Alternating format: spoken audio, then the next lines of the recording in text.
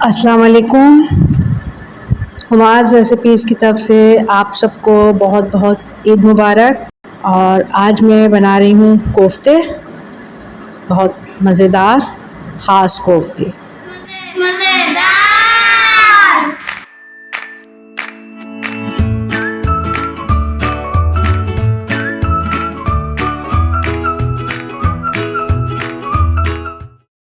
इसके लिए मुझे चाहिए प्याज, मैंने ले ली थी दरमियाने साइज़ की 3 अदद।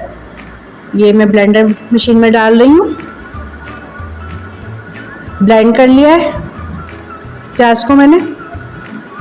टमाटर मैंने 2 लिए थे बड़े साइज़ के, उनको भी ब्लेंड कर लिया है। लहसुन अदरक ऐड कर दिया है। हल्दी पाउडर ½ टेबल स्पून, सूख मिर्च पाउडर 2 टेबल स्पून, नमक 1 टेबल स्पून, जीरा ½ table spoon, white. Please like and subscribe my channel.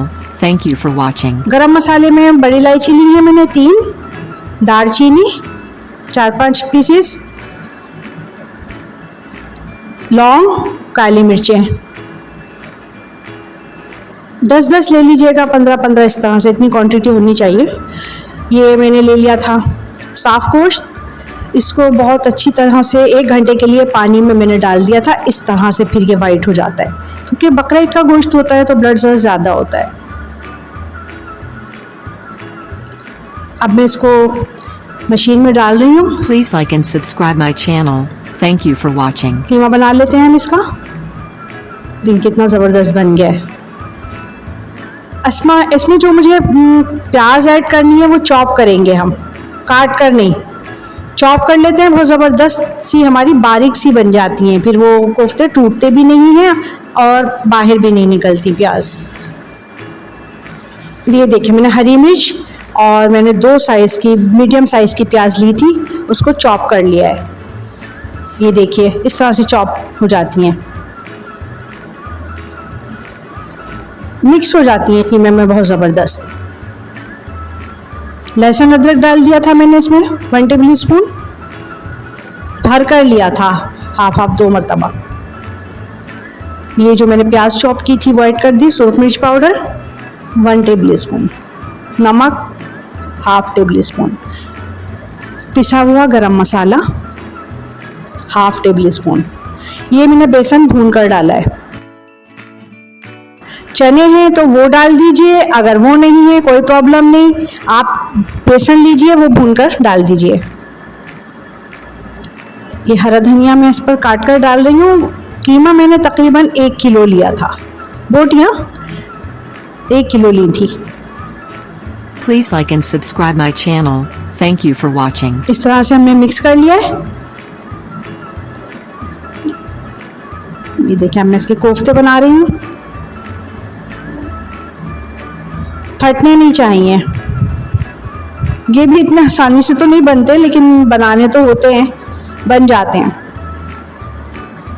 कीमा अगर हमारा अच्छा सा पिसा हुआ हो तो बहुत ज़बरदस्त बनते हैं।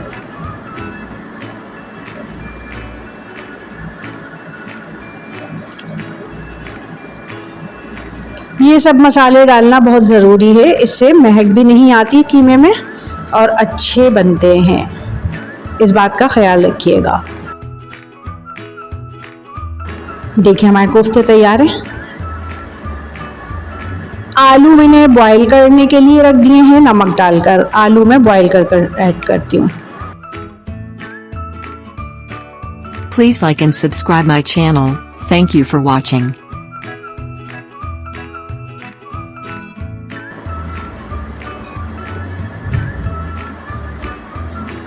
ये जो मसाला हमने ब्लेंड किया था टमाटर प्याज का, ये मैंने ऑयल में ऐड कर दिया है। इसे हमें ठीक से भूनना है। आसान डिश है।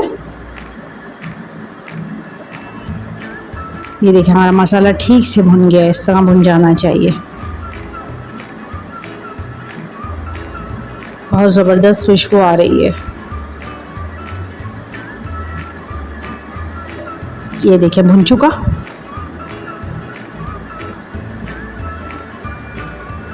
ऑयल आ गया है। अब मैं कोफ्ते ऐड करूँगी।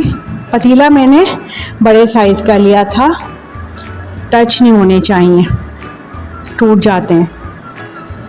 बड़े साइज़ का लीजिए, आपको भी चलाने में आसानी होगी।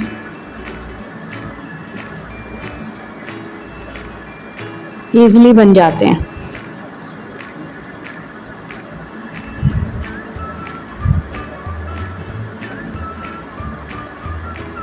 तकरीबन ये देखें, इस तरह मैंने सारे कोफ्ते डाल दिए हैं मसाले में।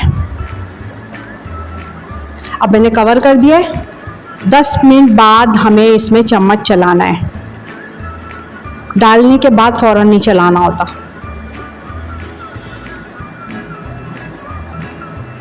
ये देखें, अब मैं चला रही हूँ इजीली, टूटते नहीं है। Please like and subscribe my channel. Thank you for watching. पानी ऐड कर रही हूँ। पानी को मैंने बॉईल किया था। कोई भी शोरबे वाला, ग्रेवी वाला सालन हो, आप लोग भी इस बात को ज़रूर ट्राई कीजिएगा। पानी को ना बॉईल कर लिया करें। 1 गिलास या 2 गिलास ही तो डालना होता है, हमें इतना ज़्यादा नहीं होता। साइड में, एक साइड पर बॉईल कर लिया। तो ये देखें, मैंने बॉईल किया था तो सॉरी, इस तरह से जल्दी हमारा सालन तैयार हो जाता है। ये पिसा हुआ गरम मसाला ऐड किया है इसमें मैंने, हरा धनिया,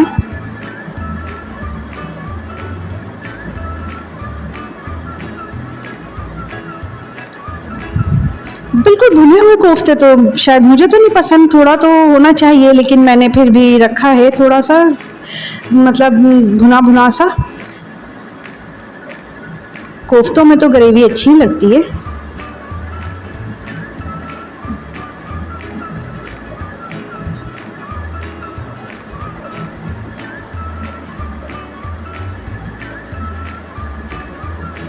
देखें, इस तरह से तैयार हुआ है।